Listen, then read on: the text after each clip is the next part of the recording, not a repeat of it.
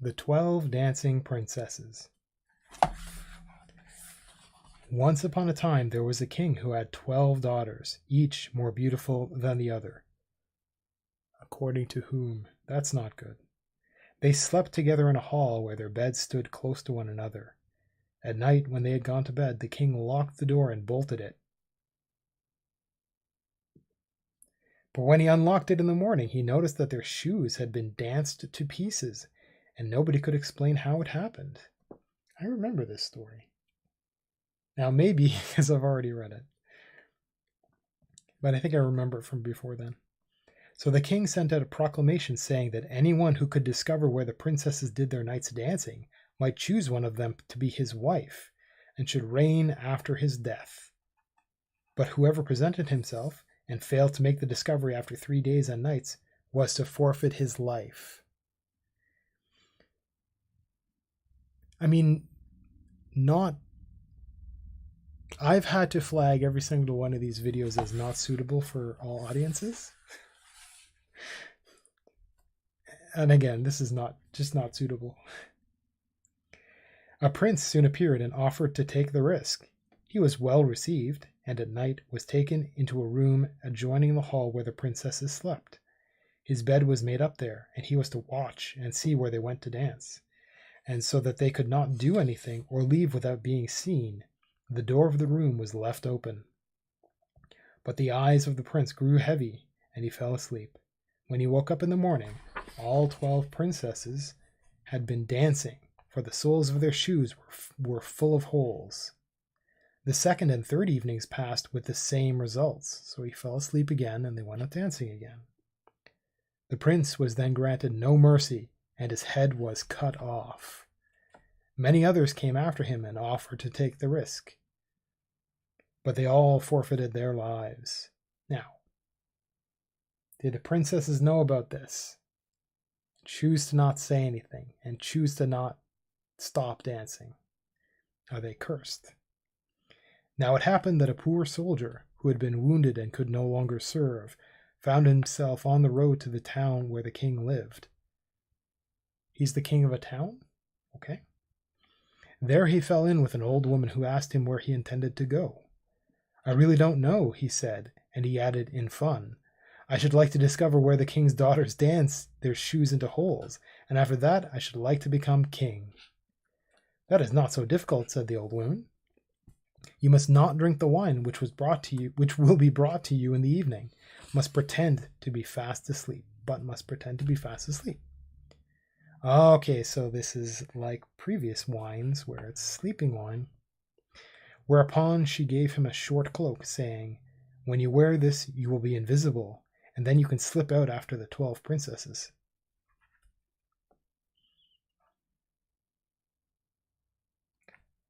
Why? Articles of power. Again, when the soldier heard this good advice, he considered it seriously, plucked up the courage to appear before the king, and offered himself as a suitor. Now, he doesn't know this old woman.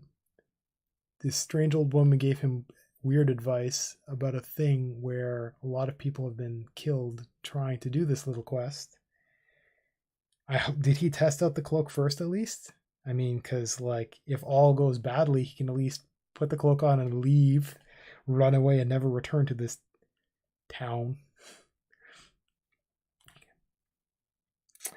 Okay. He was as well received as the others and was dressed in royal garments. So they dressed him, I guess, because he was poor. In the evening, when bedtime came, he was conducted to the anteroom. So it's like a second chamber adjoining the main hall. As he was about to go to bed, the eldest princess appeared, bringing him a cup of wine. But he had fastened a sponge under his chin and let the wine run down into it, so that he did not drink one drop. Then he lay down, and when he had been quiet a little, when he began to snore as though in the deepest... Well, let's try that again. Then he lay down, and when he had been quiet a little, while he began to snore as though... That sentence doesn't make any sense. Okay. Then he lay down, and when he had been quiet a little while, he began to snore as though in the deepest sleep. Am I missing something here? Okay, so he lay down, and when he had been quiet a little, while he had been quiet a little while, he began to snore as though in the deepest sleep. Okay, that makes sense. See, okay, I've got a God of the Sun dancing around in my head still. Sorry. Maybe I should read before going and playing a video game. The 12 princesses heard him and laughed. The eldest said, he too must forfeit his life. Okay, so these are not good people. Then they got up, opened cupboards, chests, and cases, and brought out their beautiful dresses. They decked themselves before the glass, skipping about and reveling in the prospect of the dance. Only the youngest sister said, I don't know what it is. You may rejoice, but I feel so strange. A misfortune is certainly hanging over us. Yeah, they're getting a lot of people killed. I mean, admittedly, their dad's gonna make them marry someone. Where's their mom, anyway? You are a little goose, answered the eldest. You are always frightened. Have you forgotten how many princes have come here in vain? Why, I need not have given the soldier a sleeping draught at all. The blockhead would never have awakened. When they were all ready, they looked at the soldier, but his eyes were shut and he did not stir. So they thought they would soon be quite safe. Then the eldest went up to one of the beds and knocked on it. I should probably update the title.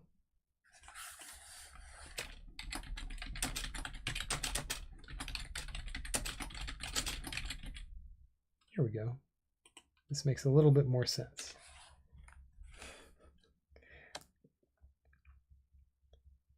When they were all ready, they looked at the soldier, but his eyes were shut and he did not stir. So they thought they would soon be quite safe.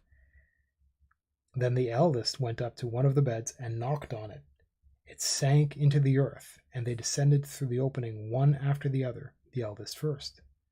The soldier, who had noticed everything, did not hesitate long, but threw on his cloak and went down behind the youngest. She didn't look behind her as she went down. Halfway down, he trod on her dress. She was frightened and said, What was that? Who is holding on to my dress? Don't be so foolish. You must have caught it on a nail, said the eldest. Then they went right down, and when they got quite underground, they stood in a marvelously beautiful avenue of trees. All the leaves were silver and glittered and shone.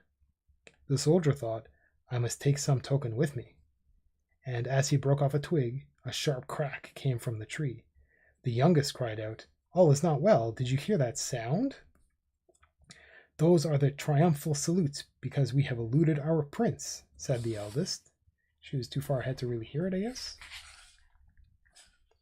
Next they came to an avenue where all the leaves were of gold, and at last into a third where they were all shining diamonds. All of shining diamonds, okay. From both these the soldier broke off a twig, and there was a crack each time which made the youngest princess start with terror. But the eldest maintained that the sounds were only triumphal salutes. I don't understand that. That doesn't really make any sense at all. They went on faster and came to a great lake.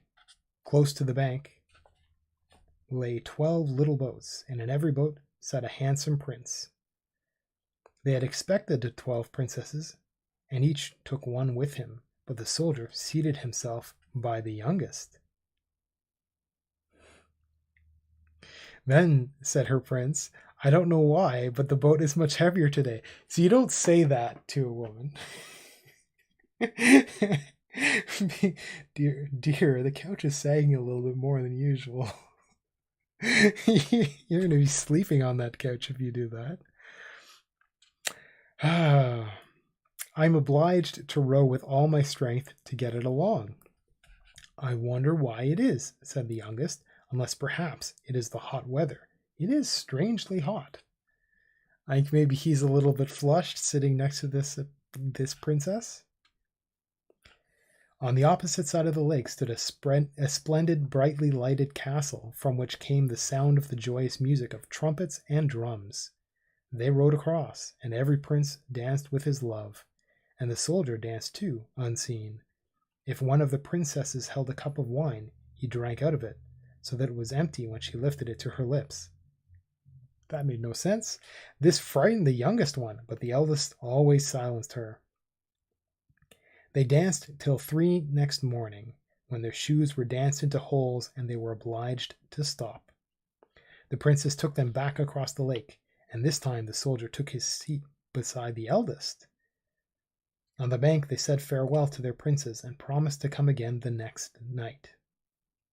When they got to the steps, the soldier ran on ahead, lay down in bed, and when the 12 came lagging by, how did he run on ahead? I guess the bed was still ajar? When they got to the steps, the soldier ran on ahead, lay down in bed, and when the 12 came lagging by, slowly and wearily, he began to snore again very loud, so that they said, "We are quite safe so far as he is concerned." And then they took off their beautiful dresses, put them away, placed the worn-out shoes under their beds, and lay down. The next morning the soldier determined to say nothing, but to see the wonderful doings again. So he went with them the second and third nights. Everything was just the same as the first time, and they danced each time till their shoes were in holes. How many pairs of shoes do these women have? They're princesses, so let's pretend that they're really rich, but Dad could just take their shoes away, and they're not going anywhere. Well, okay, yeah, it's a little bit mean, but give them just one pair of shoes. Just be the strict dad. I don't know what you're doing, but you're not going to wear these ones out. Get another pair next week. Okay. The third time the soldier took away a wine cup as a token. When the appointed hour came for his answer, he took the 3 twigs and the cup with him and went before the king. The 12 princesses stood behind the door listening to hear what he would say. When the king put the question, "Where did my daughters dance their shoes to pieces in the night?" he answered, "With 12 princes in an underground castle." Then he produced the tokens. The king sent for his daughters and asked them whether the soldier had spoken the truth. Wouldn't they just lie? As they saw that they were betrayed and would gain nothing by lies, they were obliged to admit all. Technically, he doesn't have proof. He'd have to show the bed thing. Thereupon the king asked the soldier which one he would choose as his wife. He answered, "I am no longer young. Give me the eldest." Yeesh. So, she's the dumb one, isn't she? So the wedding was celebrated that very day, and the kingdom was promised to him on the king's death. But for every night which the princesses spent in dancing with the princesses, a day was added to their time of enchantment.